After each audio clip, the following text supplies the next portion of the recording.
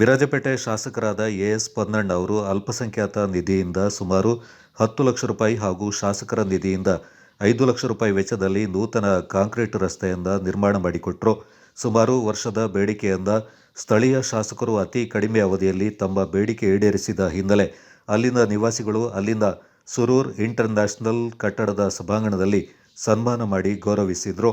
ಈ ಸಂದರ್ಭ ವಿಜಯನಗರ ಬಡಾವಣೆಯ ನಿವಾಸಿ ಹಾಗೂ ಶಾಫಿ ಜುಮ್ಮಾ ಮಸೀದಿ ಅಧ್ಯಕ್ಷರಾದ ರಶೀದ್ ಹಾಜಿ, ಜಿಲ್ಲಾ ಕಾಂಗ್ರೆಸ್ ಅಧ್ಯಕ್ಷರಾದ ಧರ್ಮಜ ಉತ್ತಪ್ಪ, ಬ್ಲಾಕ್ ಕಾಂಗ್ರೆಸ್ ಅಧ್ಯಕ್ಷರಾದ ಪಟ್ಟಣ ರಂಜಿ ಪೂಣಚ್ಚ, ನಗರ ಕಾಂಗ್ರೆಸ್ ಅಧ್ಯಕ್ಷ ಮಾದಂಡ ತಿಮ್ಮಯ್ಯ ಮತ್ತಿತರ ಪ್ರಮುಖರು ಈ ಸಂದರ್ಭ ಪಾಲ್ಗೊಂಡಿದ್ದರು.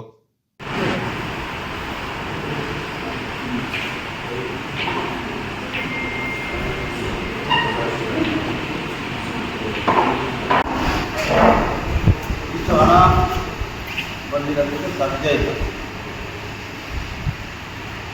ಯಾವ್ದಾದ್ರೆ ನಾನು ಹೇಳೋದ್ರಲ್ಲಿ ತಪ್ಪಾಗಿದ್ದರೆ ತಾವು ಅದನ್ನು ಸರಿಪಡಿಸ್ಬೋದು. ಯಾಕಂದರೆ ಈಗ ತಾವೆಲ್ಲ ಇದೆ ಮತ್ತು ಪ್ರಕ್ರಿಯೆ ಎಲ್ಲ ಇಲ್ಲಿ ವೇದಿಕೆ ಮೇಲೆ ಎಲ್ಲ ಹಳೆ ಪುರಸಭೆ ಸದಸ್ಯರು SLCನಲ್ಲಿ ಮುಖ್ಯಮಂತ್ರಿಗಳು 20 ಕೋಟಿ, ದಳ್ಳಿನಲ್ಲಿ 25 ಕೋಟಿ, PWDಯಿಂದ 6 ಕೋಟಿ ಬರೀ ನಮ್ಮ ವಿರಾಜಪೇಟೆ ಮುಖ್ಯ ರಸ್ತೆ.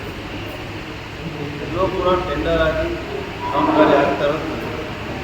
ಮತ್ತು KUWSಯಿಂದ 58 ಕೋಟಿಯ ಕುಡಿಯುವ ನೀರಿನ ವ್ಯವಸ್ಥೆಗೆ ಕಾಮಗಾರಿ ಇರುತ್ತೆ. ಹೀಗೆ ಮತ್ತು ನಮ್ಮ STPಗೆ 3 ಕೋಟಿ,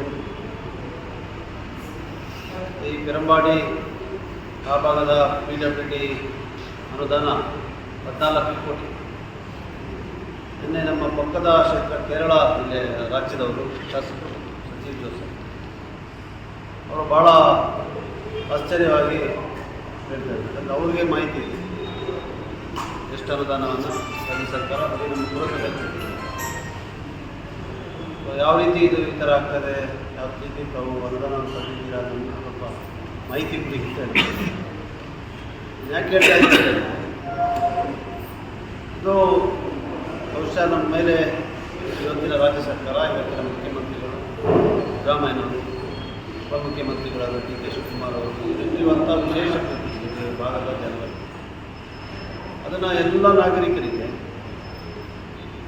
ಮುಟ್ಟಿಸುವಂಥ ಕೆಲಸ ನಾವು ಮಾಡಬೇಕು.